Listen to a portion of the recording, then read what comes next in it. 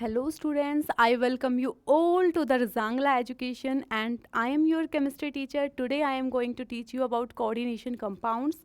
Coordination compounds हमारा inorganic chemistry का काफ़ी important chapter है. अगर हम बोर्ड एग्ज़ाम्स की भी बात करें तो वहाँ पे 7 to 8 मार्क्स में कोऑर्डिनेशन कंपाउंड्स से क्वेश्चन बनते हैं. अगर हम बात करते हैं CUET के एग्ज़ाम की तो वहाँ से भी तुम्हें 3 to 4 क्वेश्चंस ऐसे होंगे जो तुम्हें कोऑर्डिनेशन कंपाउंड से अकेले ही मिल जाएंगे. ठीक है. So coordination compound is an important chapter. तो यहाँ पे हम कोऑर्डिनेशन केमिस्ट्री को स्टार्ट करेंगे. कोऑर्डिनेशन कंपाउंड्स बनते कैसे हैं उन सब के बारे में बात करेंगे. कोऑर्डिनेशन कंपाउंड्स में सिंपली ऐसा होता है कि यहाँ पे हमारा जो मेटल है वो सेंटर में प्रेजेंट होता है. वो जो मेटल है वो जनरली बिलोंग करता है डी ब्लॉक के एलिमेंट्स के में से. ठीक है. और जो लिगेंड्स हैं या फिर हम उनको बोल सकते हैं डोनर एटम्स, वो आते हैं और मेटल को सराउंड कर लेते हैं उसके चारों ओर और वहाँ पे कोऑर्डिनेट बॉन्ड का फॉर्मेशन करते हैं और ऐसे कंपाउंड्स को ही हम बोलते हैं coordination compounds. But coordination compounds होते क्या हैं उनको समझने से पहले हमें कुछ बेसिक टर्म्स को समझना पड़ेगा और वहाँ से फिर हम कंक्लूड करते हुए आएंगे कि कोऑर्डिनेशन कंपाउंड्स क्या होते हैं. ठीक है. तो यहाँ पे मैं स्टार्ट करती हूँ सबसे पहले एक टर्म से जो कि हम सबने सुनी है, सोल्ट से. राइट.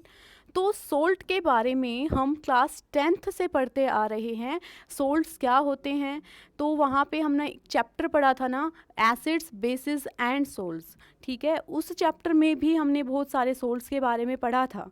सोल्ट्स के बारे में क्या पढ़ा था, एसिड्स और बेसिस जब आपस में कंबाइन करते हैं तो किसका फॉर्मेशन करते हैं, सोल्ट्स का और वाटर का फॉर्मेशन कर देते हैं. ठीक है. इसके अलावा हमने क्या पढ़ा था कि जो हमारे सोल्ट्स हैं उसके बहुत सारे एग्जांपल्स हम ले सकते हैं. NaCl is a common salt जो कि डेली हम अपने घर पे यूज़ कर रहे होते हैं, है ना. उसके अलावा हम नंबर ऑफ एग्जांपल्स इसके लिख सकते हैं like KCl, Al2, SO4, Al2, SO4, whole thrice, MgCl2, etcetera etcetera. बहुत सारे सोल्ट्स के हम एग्जांपल्स हमें पता हैं. ठीक है. एसिड्स बेसिस और सोल्ट्स में हमने ये भी पढ़ा था उस चैप्टर के अंदर कि जो सोल्ट्स हमारे हैं वो अलग अलग टाइप्स के होते थे, है ना. कुछ नॉर्मल सोल्ट्स होते थे, कुछ एसिडिक सोल्ट्स होते थे, कुछ बेसिक सोल्ट्स होते थे, मिक्स्ड सोल्ट्स होते थे. बहुत सारे टाइप के हमने वहाँ पे सोल्ट्स पढ़े थे. ऐसे ही इस चैप्टर में जो कि हमारा चैप्टर का नाम क्या है, कोऑर्डिनेशन कंपाउंड्स, इस चैप्टर में भी हमें सोल्ट्स के बारे में ही पढ़ना है. कोऑर्डिनेशन कंपाउंड्स जो हैं इनको हम दूसरा नाम जो है ना वो कॉम्प्लेक्स सोल्ट देते हैं. ठीक है.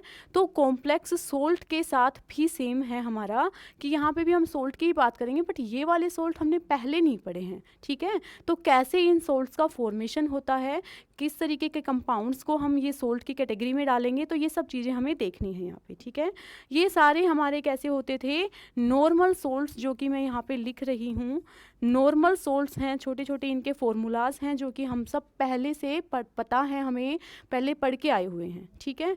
अब अगर मैं इन नॉर्मल सोल्ट्स को आपस में कंबाइन कर दूं वो भी एक फिक्स्ड रेशियो के अंदर, तो हमारा किसका फॉर्मेशन होता है, एडिशन सोल्ट्स का फॉर्मेशन होता है या फिर मैं कह सकती हूँ एडिशन कंपाउंड्स भी उनको. ठीक है. तो मैं क्या करती हूँ यहाँ पे एक अलग कैटेगरी बना लेती हूँ एडिशन कंपाउंड्स की. Addition compounds. एडिशन कंपाउंड्स के बारे में हमें क्या देखना है कि जो हमारे पास एडिशन कंपाउंड्स हैं उनको हम दो वे में प्रिपेयर करेंगे. ठीक है. एडिशन कंपाउंड्स में हमें क्या करना है, अलग अलग सोल्ट्स को, अलग अलग कंपाउंड्स को लेना है और उनको ऐड कर देना है सिंपली. ठीक है. तो हमारा किसका फॉर्मेशन होता है, एडिशन कंपाउंड का फॉर्मेशन हो जाता है. ठीक है ना. तो यहाँ पे हम स्टार्ट करते हैं. मान लो मैंने यहाँ पे क्या किया, एक सोल्ट लिया KCl. ठीक है. नॉर्मल सा सोल्ट है. इसको मैंने कंबाइन किया MgCl2 के साथ. इसके साथ मैंने कंबाइन कर दिया 6H2O. ठीक है. जब इन सभी सोल्ट्स को मैं कंबाइन करती हूँ तो मेरे पास फॉर्मेशन होता है KCl.MgCl2.6H2O. This compound is known as कार्नलाइट।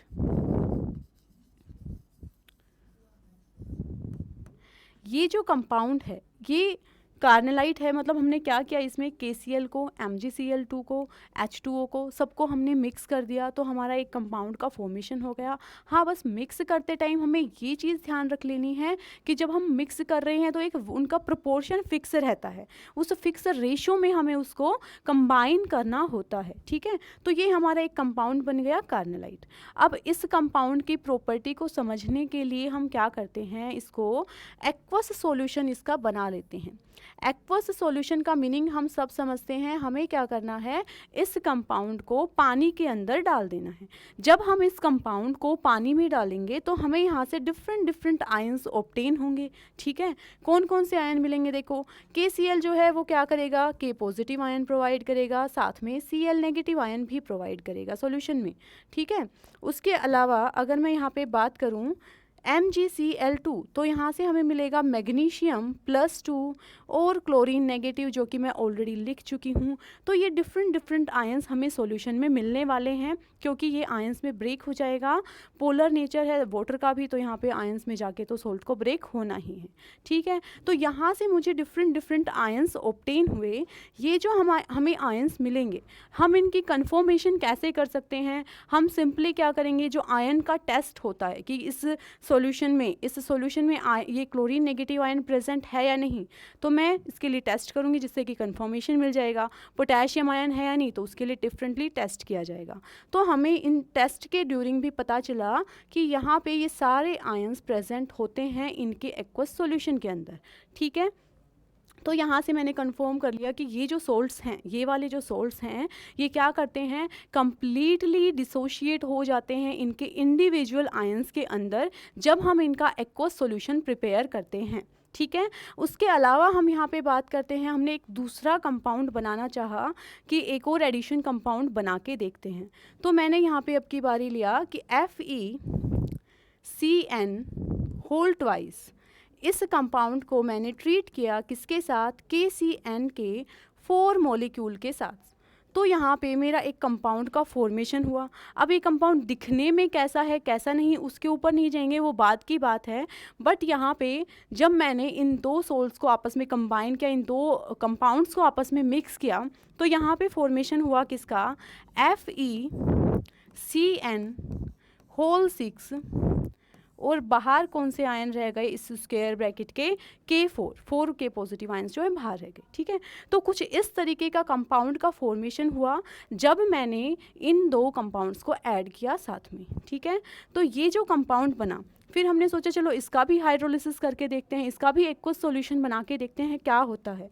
तो जब इसका एक्वस सॉल्यूशन बनाया गया, तो इसका एक्वस सॉल्यूशन बनाने पर मैं एक्सपेक्ट क्या कर रही थी, क्योंकि मैंने जो इसमें स्टार्टिंग में जो हमारे जो चीज़ें हमने ऐड की थी उसके अंदर हमें क्या था कि भाई आयरन प्रेजेंट है, साइनाइड प्रेजेंट है, इसके अलावा पोटेशियम भी प्रेजेंट है, तो सारे के सारे आयंस हमें मिलने चाहिए। ठीक है, एक्सपेक्ट तो मैं यही कर रही थी कि मुझे Fe+2 भी मिले, Cn-1 भी मिले, इसके अलावा K पॉजिटिव भी मिले, बट एग्जैक्टली ऐसा कुछ भी नहीं होता है। जब इसका हाइड्रो एक्वस सॉल्यूशन बनाया गया तो मुझे यहाँ पर मिला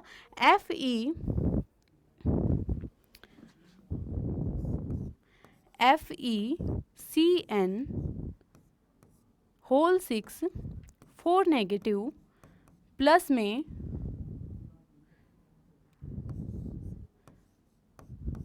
फोर K पॉजिटिव आयंस। ठीक है, जब मैंने इसका एक्वस सॉल्यूशन बनाया तो मुझे यहाँ पे क्या ऑब्टेन हुआ, FeCN6 4 negative plus 4 K positive ions. ठीक है, तो यहाँ पे जो मेरी एक्सपेक्टेशंस थी कि मुझे आयरन +2 भी मिल जाए, Cn भी मिल जाए नेगेटिव आयन, तो ऐसा कुछ भी नहीं हुआ। तो यहाँ से हमने क्या कंक्लूड किया, ये जो सोल्ट्स हैं एक बार इनके बीच में अगर बॉन्डिंग हो गई आयरन के बीच में या फिर कोई भी लिगेंड इसके साथ जो भी प्रेजेंट है, तो एक बार इनके बीच में इस तरीके तरीके की कोऑर्डिनेट बॉन्डिंग हो जाती है, इतनी स्ट्रॉन्ग बॉन्डिंग हो जाती है कि वो बाद में फिर अपनी जो एक बार आइडेंटिटी बना ली उसको लॉस नहीं करते हैं, ठीक है। ऐसे कंपाउंड्स को हम नाम देते हैं कोऑर्डिनेशन कंपाउंड्स। और ये वाले जो सोल्ट्स का फॉर्मेशन हुआ है, ऐसे सोल्ट्स को हम नाम देते हैं डबल सोल्ट, ठीक है। तो ये वाले जो सोल्ट थे, इन्होंने अपनी आइडेंटिटी सॉल्यूशन में जाके लॉस कर दी। ऐसे सोल्ट्स को हमने क्या नाम दिया? Double salts. और जो ये हमारे दूसरे वाले सोल्ट्स थे जिन्होंने सॉल्यूशन में जाके अपनी प्रॉपर्टी को लॉस नहीं किया, ऐसे सोल्ट को हमने क्या नाम दिया? कोऑर्डिनेशन कंपाउंड बोल सकते हैं इनको, या फिर हम इनको दूसरा नाम दे सकते हैं क्या? कॉम्प्लेक्स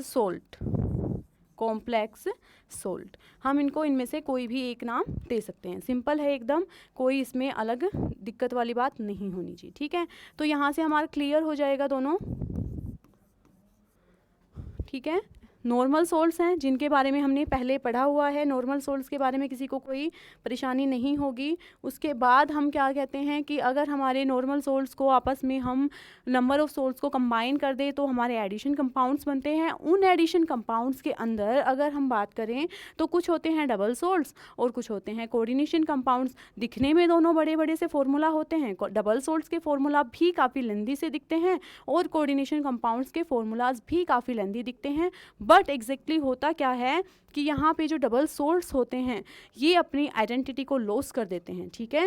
यहाँ पे सारे के सारे यहाँ पे पहले तो कंबाइन होकर इन्होंने सोल्ट बना लिया, और एक बार सोल्ट बन गया उसके बाद अगर हमने इनका एक्वस सॉल्यूशन बनाया तो वापस से सारे आयंस में ब्रेक हो गए, सारे आयंस जो हैं वो डिसोशिएट हो गए, राइट। ऐसे ही हमारा क्या हुआ, कोऑर्डिनेशन कंपाउंड्स में क्या होता है कि अगर एक बार जो कॉम्प्लेक्स बन गया, जो हमारी स्पीसीज इस स्फीयर के अंदर प्रेजेंट है, ये हमारा जो पार्ट है ना, ये वाला जो पार्ट है जो इस स्क्वायर ब्रैकेट के अंदर है, this is mainly the coordination sphere.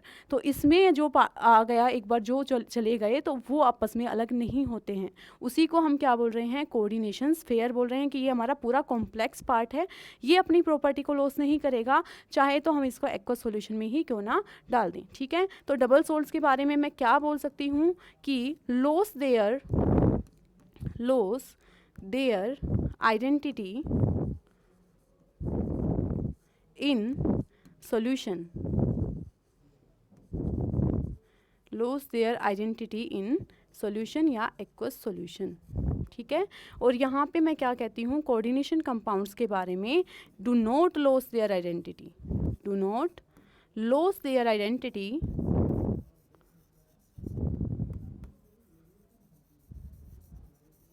In solution,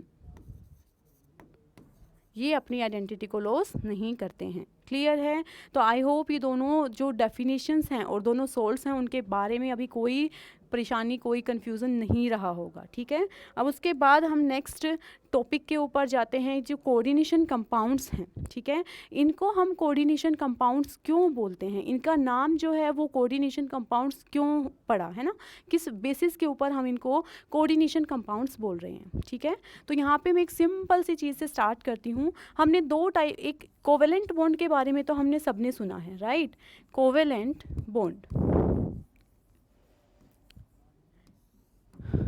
bond के बारे में तो आई थिंक 10th क्लास में भी आ जाता है, 11th में भी फिर प्रॉपरली आता है। तो कोवेलेंट बॉन्ड के बारे में हम सब ने सुन रखा है।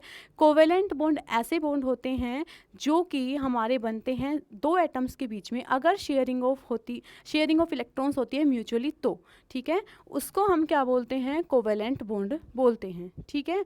तो यहाँ पे ध्यान रखेंगे कि जो कोवेलेंट बॉन्ड है वहाँ का, उसका मैं एक एग्जांपल ले लेती हूँ जिससे कि अच्छे से क्लियर हो पाएगा कि एग्जैक्टली कोवेलेंट बॉन्ड के केस में होता क्या है। मान लो यहाँ पे एक क्लोरीन का एटम था, ठीक है, यहाँ पे दूसरे क्लोरीन का एटम था। इस क्लोरीन के पास 7 इलेक्ट्रॉन्स होते हैं इसकी वैलेंस शेल के अंदर, ठीक है। तो यहाँ पे इन 7 इलेक्ट्रॉन्स में से इस क्लोरीन ने क्या किया, अपना एक इलेक्ट्रॉन शेयरिंग के लिए यहाँ पे रख दिया, ठीक है। और दूसरे क्लोरीन से कहा कि चलो हम लोग शेयरिंग करके अपने ऑक्टेट्स को कंप्लीट करते हैं, जिससे कि तुम्हारा भी ऑक्टेट कंप्लीट, मेरा भी ऑक्टेट कंप्लीट, मैं भी स्टेबिलिटी गेन करूंगा और तुम भी। तो यहाँ पे सिंपली क्या हुआ, दूसरे क्लोरीन के जो इलेक्ट्रॉन्स है उसको मैं किसी और कलर से रिप्रेजेंट कर देती हूँ। तो यहाँ पे क्लोरीन के पास भी 7 इलेक्ट्रॉन्स थे इसकी वैलेंस शेल के अंदर, जिसमें से इसने भी क्या किया, दूसरे क्लोरीन के साथ अपने इलेक्ट्रॉन को शेयर कर लिया। ठीक है। तो यहाँ पे क्या हुआ, देखो 6 इलेक्ट्रॉन इसके पास हैं, 2 इलेक्ट्रॉन शेयरिंग से आएंगे, तो इस क्लोरीन का ऑक्टेट क्या हो गया, कंप्लीट। यहाँ पे भी 6 इलेक्ट्रॉन इसके पास हैं, ठीक है, 2 इलेक्ट्रॉन शेयरिंग से आएंगे, तो दोनों का ऑक्टेट क्या हो गया, कंप्लीट हो गया। तो दोनों क्लोरीन ने म्यूचुअल शेयरिंग से अपने बीच में अपने दोनों का ऑक्टेट कंप्लीट कर लिया। इस तरीके की बॉन्डिंग को हम क्या बोलते हैं, कोवेलेंट बॉन्डिंग बोलते हैं। ठीक है। तो यहाँ पे मैं इसको रिप्रेजेंट भी ऐसे ही करती हूँ कि क्लोरीन और क्लोरीन के बीच में किसका फॉर्मेशन हो गया, एक कोवेलेंट बॉन्ड का फॉर्मेशन हो गया। ठीक है। अब बात आती है कि फिर यहाँ पे कोवेलेंट बॉन्ड की बात क्यों कर रहे हैं, क्योंकि जो हमारे कोऑर्डिनेशन कंपाउंड्स होते हैं वहाँ पे जो बॉन्ड्स होते हैं वहाँ पे होती तो शेयरिंग ही है, जस्ट लाइक कोवेलेंट में शेयरिंग की बात करते हैं वैसे ही, बट जो कोऑर्डिनेशन कंपाउंड्स होते हैं वहाँ पे बनता है कोऑर्डिनेट बॉन्ड।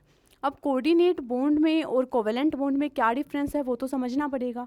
तो यहाँ पे हम एक सिंपल एग्जांपल लेते हैं, किसका, हमारे पास है मान लो अमोनिया। अमोनिया के पास प्रेजेंट है 3 हाइड्रोजन। ठीक है।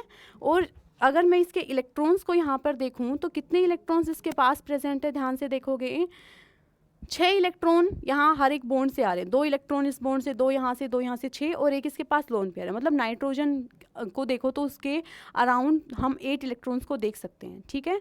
इसके पास 8 इलेक्ट्रॉन हैं, 2 इलेक्ट्रॉन ये रही, ठीक है, 3 4 5 6 7 और 8। ठीक है। यहीं पे हम एक दूसरे मॉलिक्यूल की बात करते हैं जो कि हमारे पास कौन सा है, BF3। ठीक है, BF3, जिसकी कि ये प्लेनर स्ट्रक्चर होती है, ट्रायंगुलर प्लेनर। तो यहाँ पे अगर तुम बोरोन को देखो, बोरोन को ऑब्जर्व करो तो इसके अराउंड में कितने इलेक्ट्रॉन है, देखो 2 इलेक्ट्रॉन इस बॉन्ड से होंगे, ठीक है, 2 इलेक्ट्रॉन इस बॉन्ड में और 2 इलेक्ट्रॉन इस बॉन्ड में। टोटल नंबर ऑफ इलेक्ट्रॉन इसके पास कितने हैं, 6। इसका मतलब जो BF3 है वो हमारा एक इलेक्ट्रॉन डेफिशिएंट स्पीसीज है। ठीक है। जो BF3 है वो एक इलेक्ट्रॉन डेफिशिएंट स्पीसीज है। इस बात का क्या मतलब है कि उसको चाहिए कि कोई उसको इलेक्ट्रॉन प्रोवाइड करे जिससे उसका भी ऑक्टेट कंप्लीट हो पाए, उसमें भी थोड़ी स्टेबिलिटी आ पाए, है ना। तो यहाँ पे क्या होगा, जो ये नाइट्रोजन अपना लोन पेयर है वो कहेगा बोरोन चलो हम दोनों इसको शेयर कर लेते हैं, है ना।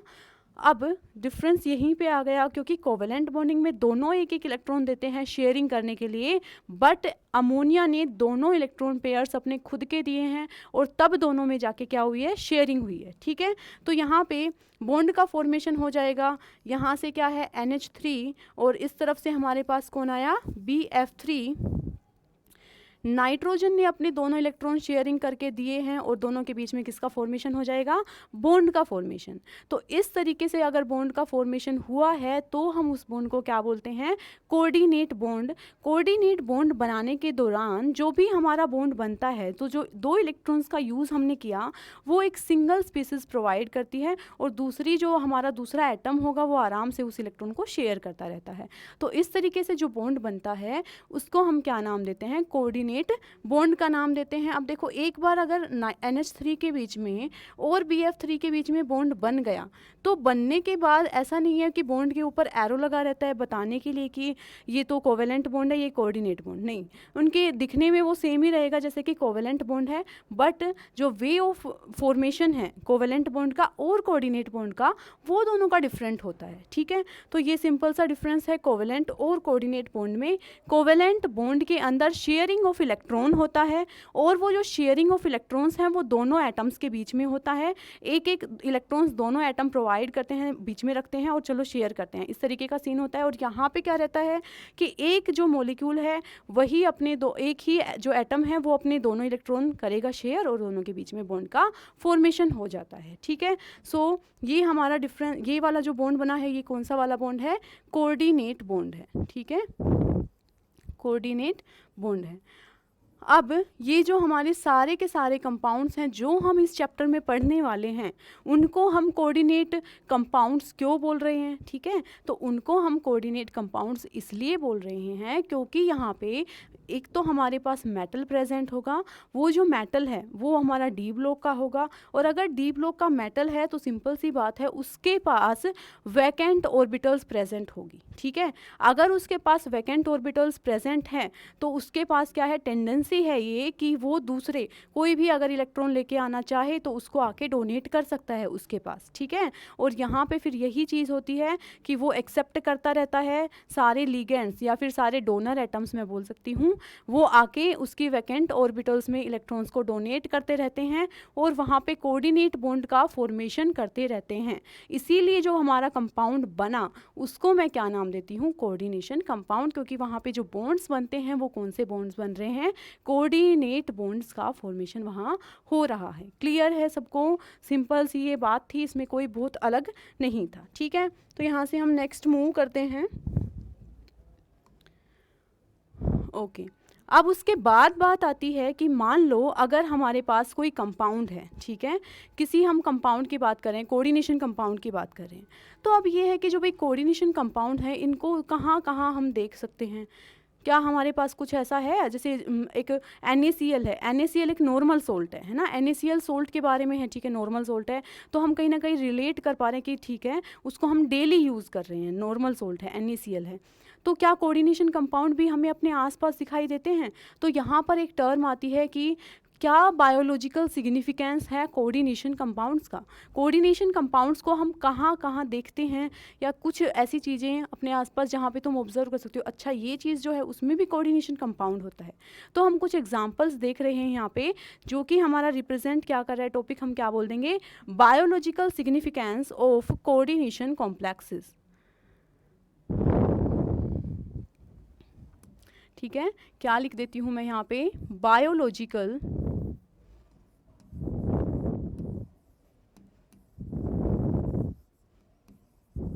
सिग्निफिकेंस। यहाँ से डायरेक्टली भी तुमसे पूछा जा सकता है कि भाई तुम 2 एग्जाम्पल दे दो जिसमें कि हम ये कह सके कि इन कंपाउंड्स के अंदर कोऑर्डिनेशन कंपाउंड्स का, इन चीज़ों के अंदर कोऑर्डिनेशन कंपाउंड्स का फॉर्मेशन होता है, ठीक है।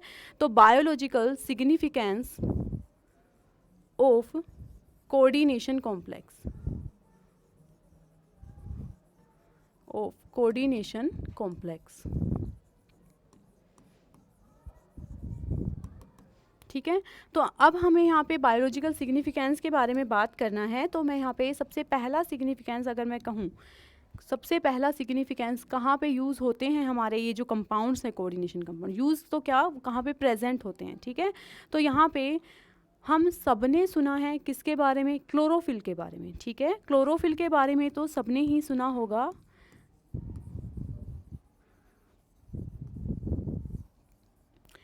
क्लोरोफिल जो है वो एक कोऑर्डिनेशन कॉम्प्लेक्स है, और जैसे कि मैंने तुम्हें बताया कोऑर्डिनेशन कॉम्प्लेक्सेस ऐसे कॉम्प्लेक्सेस होते हैं जिसमें कौन सा क्या प्रेजेंट होता है, एक मेटल प्रेजेंट होगा, जनरली वो डी ब्लॉक का होता है, हमेशा ही नहीं हो ऐसा तो वो तो ज़रूरी नहीं होता, बट मैक्सिमम जो कोऑर्डिनेशन कॉम्प्लेक्सेस होते हैं वो हमारे डी ब्लॉक के होते हैं, ठीक है। तो यहाँ पे जो क्लोरोफिल है वो भी हमारा एक कोऑर्डिनेशन कॉम्प्लेक्स है। क्लोरोफिल किसका कोऑर्डिनेशन कॉम्प्लेक्स है, कौन सा मेटल वहाँ पे प्रेजेंट होता है, तो क्लोरोफिल के अंदर प्रेजेंट होता है मैग्नीशियम। क्लोरोफिल में कौन प्रेजेंट होता है, मैग्नीशियम, और क्लोरोफिल एक कोऑर्डिनेशन कॉम्प्लेक्स है। और जो ये क्लोरोफिल है, ठीक है, ये किस में पाया जाता है, सबको पता है, ये तो प्लांट्स में पाया जाता है। अगर प्लांट्स के अंदर क्लोरोफिल नहीं होगा तो उनका काम नहीं चलेगा, है ना, और अगर उनका काम नहीं चलेगा तो बिना प्लांट्स के तो हमारा भी काम नहीं चल सकता। तो सिंपल सी बात है, ये हमारे लिए काफ़ी इंपॉर्टेंट कंपाउंड हो जाता है क्लोरोफिल, जो कि किसका कोऑर्डिनेशन कॉम्प्लेक्स है, मैग्नीशियम का कोऑर्डिनेशन कॉम्प्लेक्स है, राइट। अब उसके बाद हम नेक्स्ट यहाँ पे एग्जाम्पल पढ़ते हैं किसका, vitamin B12। Vitamin B12, vitamin B12 जो है वो भी हमारा एक एग्जाम्पल है। किसका एग्जाम्पल है? कोऑर्डिनेशन कॉम्प्लेक्स का। और यहाँ पे जो मेटल प्रेजेंट होता है ना विटामिन B12 के अंदर, वो कौन सा मेटल प्रेजेंट होता है? कोबाल्ट प्रेजेंट होता है। ठीक है, कोबाल्ट का कॉम्प्लेक्स होता है कौन? Vitamin B12। और विटामिन B12 की इम्पोर्टेंस भी हम सबको पता है कि विटामिन B12 ही क्या, हर एक विटामिन जो है उसकी अपनी कुछ इंपॉर्टेंस होती है ना। किसी भी विटामिन की डेफिशिएंसी जो है वो हमारे लिए ठीक तो होती नहीं है। तो विटामिन B12 जो है वो भी हमारे एक एग्जांपल आ गया जिसमें किसका? कोबाल्ट का कोऑर्डिनेशन कंपाउंड है। ठीक है, उसके बाद हम बात कर सकते हैं किसकी?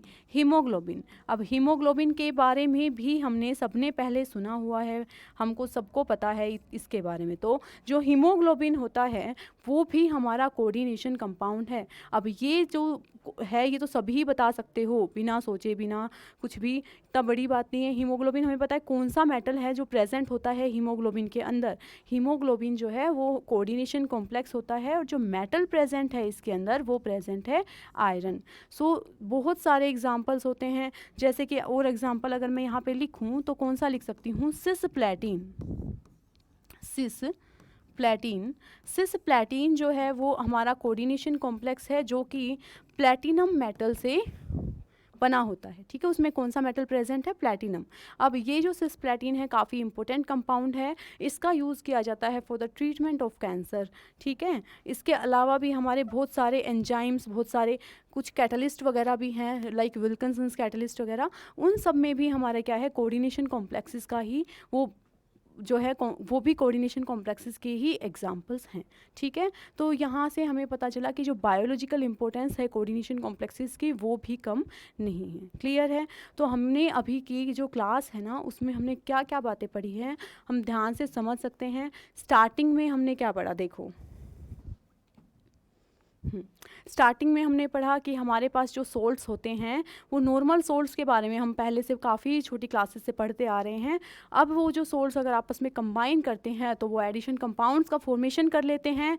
ये जो एडिशन कंपाउंड्स होते हैं ये डबल सोल्ट्स भी हो सकते हैं और ये कोऑर्डिनेशन कॉम्प्लेक्सेस भी हो सकते हैं। ठीक है, अब ये डबल सोल्ट और कोऑर्डिनेशन कॉम्प्लेक्सेस अलग अलग टाइप की चीज़ें हो गई, क्योंकि जो डबल सोल्ट्स होते हैं ना वो अपनी प्रॉपर्टी को ही ख़त्म लॉस कर देते हैं जब उनको एक्वस सॉल्यूशन में डाला जाता है। बट जो हमारे कोऑर्डिनेशन कॉम्प्लेक्सेस होते हैं वो अपनी जो प्रॉपर्टी है उसको रिटेन करके रखते हैं, अपनी आइडेंटिटी को रिटेन करके रखते हैं, वो अलग नहीं होते जब उनको एक्वस सॉल्यूशन में डाल दिया जाता है। ठीक है, तो यहाँ से दोनों का डिफरेंस स्टार्ट हो जाता है। अब कोऑर्डिनेशन कॉम्प्लेक्सेस को हम कैसे रिप्रेजेंट कर रहे हैं, वो ये सब चीज़ें यहाँ पे क्या रिप्रेजेंट हो रही है वो तो हमारी नेक्स्ट क्लास की बात होगी, जहाँ पे हम पढ़ेंगे कि क्या रिप्रेजेंटेशन है ना, कि कोऑर्डिनेशन कॉम्प्लेक्सेस के से रिलेटेड जनरल टर्म्स क्या क्या हैं, वो सब हमारा नेक्स्ट क्लास में आएगा। बट अभी के लिए हमें ये समझना है कि कोऑर्डिनेशन कॉम्प्लेक्स और डबल सोल्ट में क्या डिफरेंस होता है। ठीक है, अब उसके बाद हमने नेक्स्ट में डिस्कस किया था कि अगर हम कोवेलेंट बॉन्ड और कोऑर्डिनेट बॉन्ड में डिफरेंशिएट करें तो क्या डिफरेंस होता है? कोवेलेंट बॉन्ड में शेयरिंग ऑफ इलेक्ट्रॉन्स होता है बिटवीन टू एटम्स। ठीक है, दोनों अपने अपने इलेक्ट्रॉन देंगे शेयरिंग करने के लिए। कंडीशन ये होती है। अगर कोऑर्डिनेट बॉन्ड की बात करें वहाँ भी शेयरिंग ऑफ इलेक्ट्रॉन हो रही है दो एटम्स के बीच में, बट जो शेयर्ड इलेक्ट्रॉन्स हैं वो किसी एक एटम की तरफ से ही आ रहे होते हैं। तो इस बॉन्ड को हम क्या बोलते हैं? Coordinate bond. और जो कोऑर्डिनेशन कंपाउंड्स है वहाँ पे कौन से बॉन्ड का फॉर्मेशन होता है? कोऑर्डिनेट बॉन्ड्स का फॉर्मेशन होता है कोऑर्डिनेशन कंपाउंड्स के अंदर। ठीक है, उसके बाद हमारा जो नेक्स्ट और लास्ट हमने पॉइंट जो डिस्कस किया था कि बायोलॉजिकल सिग्निफिकेंस क्या है हमारे जो भी कोऑर्डिनेशन कंपाउंड्स हैं उनकी। तो हमारे आसपास हम बहुत सारी चीज़ें ऐसी ऑब्जर्व करते हैं जहाँ पे कोऑर्डिनेशन कंपाउंड्स का हम देखते हैं कि भाई यहाँ भी अच्छा ये वाली चीज़ भी कोऑर्डिनेशन कंपाउंड से बनी हुई है। ठीक है, तो कुछ एग्जांपल्स हम लर्न कर सकते हैं। सिंपली क्लोरोफिल है, वो भी हमारा कोऑर्डिनेशन कॉम्प्लेक्स का एग्जांपल है। हीमोग्लोबिन है, बहुत सारे कैटलिस्ट होते हैं लाइक मैंने बताया विल्किंसन्स कैटलिस्ट भी है। ठीक है, उसके अलावा सिस्प्लैटिन, हीमोग्लोबिन, विटामिन B12 ये सब क्या हैं? हमारे कोऑर्डिनेशन कॉम्प्लेक्सेस के एग्जांपल्स हैं। ठीक है, तो उसके बाद हमें क्या करना है? नेक्स्ट क्लास में हम लोग डिस्कस करेंगे some important terms related to the coordination complexes. जो इम्पोर्टेंट क्या क्या टर्म्स हैं जो कि कोऑर्डिनेशन कॉम्प्लेक्सेस से रिलेटेड हैं। जैसे कि हम बात करेंगे कि जो बीच में प्रेजेंट है हमारा कोई भी एग्जांपल, जैसे मैं यहाँ पे लिखूँगी तो मैंने लिख दिया जैसे अभी हमने जो डिस्कस किया था CN6 और यहाँ पे क्या था K4। इस एग्जाम्पल के बारे में हमने बात की थी, ठीक है। तो नेक्स्ट क्लास में हम इस कॉम्प्लेक्स के बारे में एकदम डिटेल में देखेंगे कि इस वाले आयन को क्या बोलेंगे, यहाँ पे जो सेंटर में प्रेजेंट है इसको क्या बोलेंगे, जो मेटल के साथ जो जुड़े हुए हैं इसको क्या बोलेंगे, इनकी क्या प्रॉपर्टीज़ हैं, है ना, इनका कैसे हम नोमेनक्लेचर करेंगे। तो वो सब चीज़ें जो हैं हम वो नेक्स्ट क्लास में करेंगे। टिल देन आप इन सबको रिवाइज़ कीजिए और इन चीज़ों को समझ लीजिए ढंग से, ठीक है। Till then, goodbye. Have a nice day.